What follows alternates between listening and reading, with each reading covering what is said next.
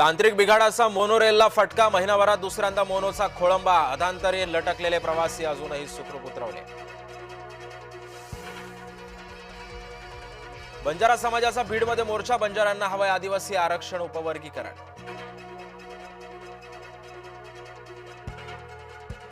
महामुंबईमध्ये पहाटेपासूनच जोरदार पाऊस. अनेक शहरांमध्ये पाणी साचलं. परतीच्या पावसानं मुंबईची लोकल सेवा सुद्धा कोलमडली. वक्फ सुधारणा लागू होणार की नाही, सोमवारी सर्वोच्च न्यायालय अंतिम निकाल देणार. धार्मिक अस्तित्वासाठी मुसलमान होते न्यायालयात. पाकिस्तानी गायकाचं केलं कौतुक. पुण्यामध्ये हिंदुत्ववादी संघटना चिडल्या. बॉलर पबच्या बाहेर रविवारी रात्री प्रचंड राडा. आचार्य देवव्रत आजपासून महाराष्ट्राचे प्रभारी राज्यपाल. राजभवनामध्ये मुख्य न्यायाधीश आराध्ये यांच्याकडून घेणार शपथ. खासदार संजय राऊतांवर चहूबाजूंनी हल्ला. अमोल मिटकरींचं धक्कादायक विधान. आमदार मिटकरी म्हणाले, राऊत यांची जीभ हासडलीच पाहिजे.